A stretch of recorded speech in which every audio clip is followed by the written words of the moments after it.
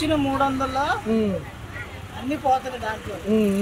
గత ప్రభుత్వాల్లో ఏంటంటే వచ్చి రంగానే కరోనా ఉన్నా కొన్ని అమలు చేశారు.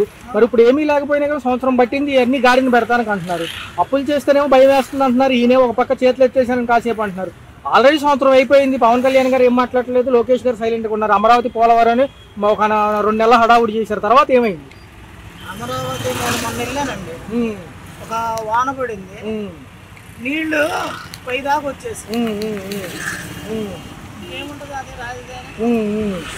తదుపరి ఎలా ఉంటుంది అంటారు? కష్టమేనా పథకాల అమలు అనేది, లేకపోతే జస్ట్ ఓన్లీ సంవత్సరం పాలనకి వ్యతిరేకత వస్తుందని ఊరినే చెబుతున్నారంటారు?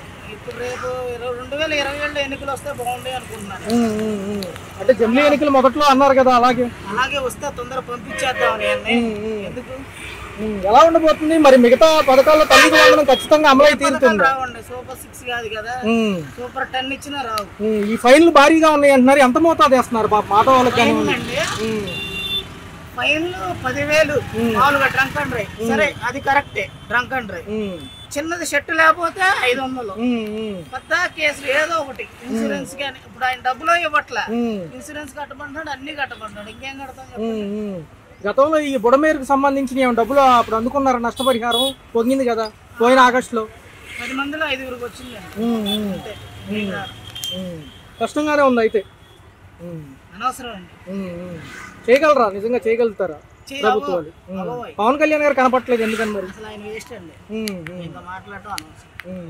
రైట్ అండి.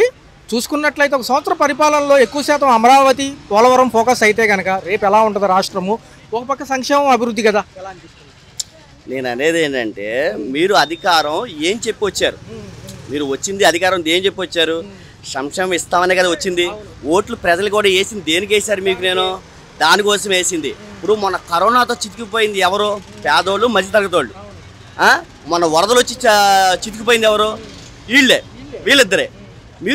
మీరు బాగు చేయాల్సింది, ఒక సీఎంగా చేయాల్సింది పేదల్ని. మీరు విద్య, వైద్యం కావాల్సింది. మాకు కావాల్సింది ఏంటి సార్? విద్య, వైద్యం.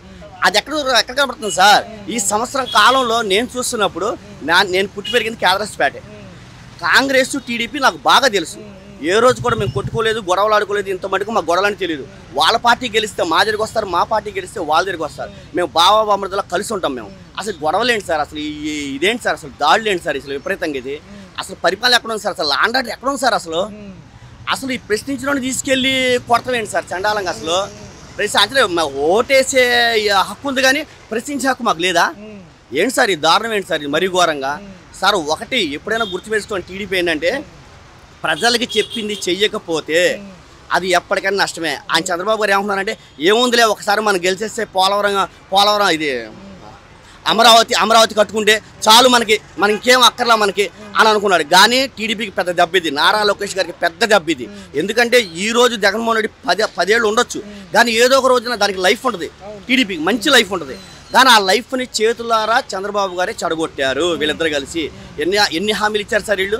ఎన్ని హామీలు ఇచ్చారు? ఒక్కటే నెరవేర్చారు. ఇవాళ ప్రజల్లోకి ఏం ముఖం పెట్టుకొని వస్తారు సార్ వాళ్ళు? ఓటు అడగడానికి ఏం ముఖం వస్తారు? రేపు వైసీపీ వస్తే వాళ్ళని కూర్చోబెట్టి టీలు ఇచ్చి మరి వాళ్ళు ఆహ్వానిస్తారు. టీడీపీ వాళ్ళు వస్తే కనీసం తలుపు తీసే పరిస్థితి కూడా ఏపీలో లేదు సార్. అంత దారుణంగా ఉంది పరిస్థితి. రేషన్ డోర్ డెలివరీ ఎలా అనిపిస్తుంది? తీసేసి డిపోలో ఇస్తున్నారు కదా సార్? అవును సార్, రేషన్ డిపో. అదే సార్ నేను చెప్పేది. ఒకప్పుడు నేను రేషన్ డిపోకి వెళ్ళాలంటే గంట టైం పట్టేది. నేను ఉదయాన్నే 9 నేను జాబ్కి వెళ్ళిపోవాలి సార్. అక్కడికి నేను 8 వెళ్తే ఎంతమంది ఉంటారు, వాళ్ళు తొందరగా రేషన్ ఇవ్వరు, ఆ ఏలు ముద్ర పడలేదంటారు, నానా బాధలు పడేవాళ్ళం. జగన్మోహన్ రెడ్డి గారు పెట్టారు, మంచో చెడు అది కంటిన్యూ చేయడం మీ బాధ్యత. ఎందుకంటే అది మాది, మా ప్రజలకు అందుతుంది. అది ఏదైనా మా ప్రజలకు వస్తుంది కాబట్టి మీరు దాన్ని సాల్వ్ చేస్తే మంచిది. అసలు ఎందుకు తీశారు? ఎవరికి సమాధానం చెప్పట్లా.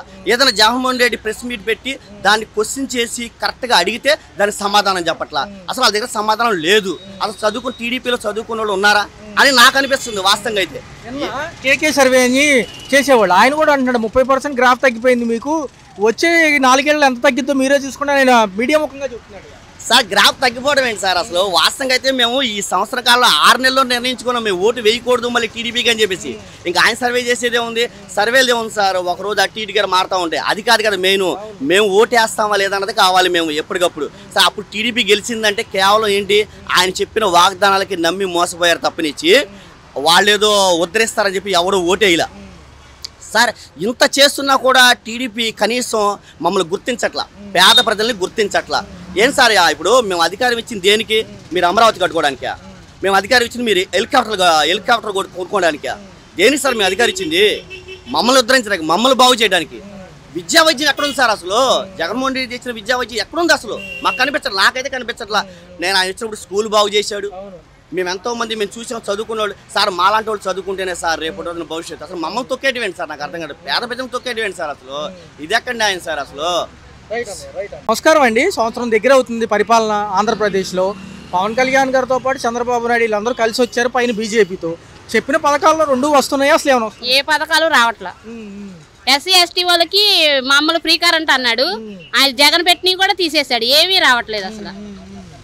గతంలో ఏం చెప్పారంటే మీరు రాగానే అన్ని అమలు చేస్తాము, సూపర్ 6 సక్సెస్ఫుల్ అంటున్నారు.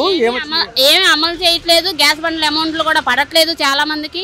ఫ్రీ గ్యాస్ బండ్లు అన్నారు, సంవత్సరానికి 3 అన్నారు, ఒకటి కూడా అసలు డబ్బులు ఇప్పుడు సరిగా పడలేదు.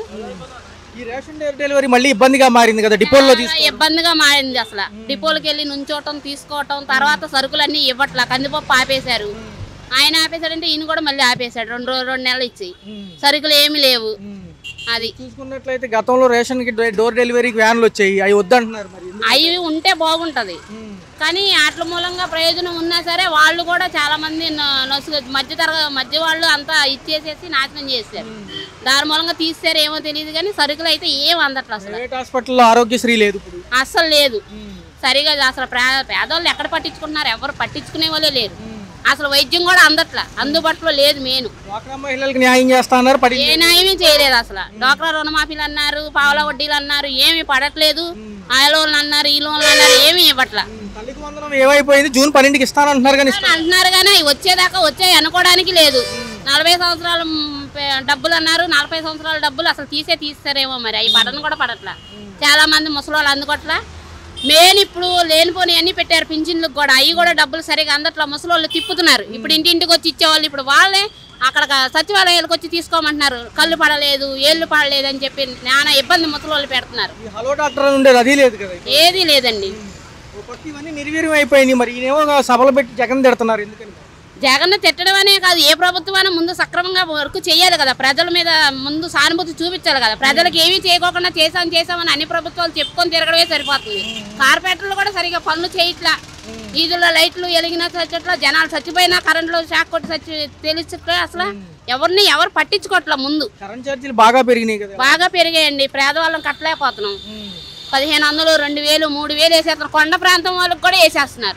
ఎక్కడికి వెళ్ళినా ఉచిత బస్సు ప్రయాణం అన్నారు, మళ్ళీ ఆగస్టు అంటున్నారు. నమ్మొచ్చా? అది అంతవరకు ఏ పథకమైనా అది నెరవేరేదాకా అంతే. అది అమల్లోకి రావాలి. రాకపోకుండా చేయకోకుండా వస్తుందని రోజులు గడుపుతున్నారు. పట్టాలు ఇచ్చారు, ఇల్లు లేవు, ఏమి లేవు. జగన్ ఇచ్చిన పట్టాలకు అసలు అదును లేదు, పదును లేదు.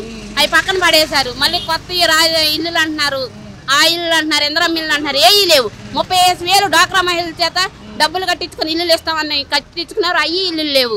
చాలా మంది ఇబ్బంది పడుతున్నారు లేని వాళ్ళు. నిబద్ధతగా పథకాలు అమలు చేసింది ఎవరంటారు? ఎవరంటే జగన్ చేశాడు చాలా. అంతవరకు అమ్మఒడి అని అదని ఇదని చాలా చేశాడు, కానీ ఆయన ఈయన అమరపరచట్లా. పవన్ కళ్యాణ్ ఏమైపోయారు? పవన్ కళ్యాణ్ చేస్తానంటాడు కానీ సినిమాల్లో తప్పించి రాజకీయాల్లో ఏమి చేయలేడు.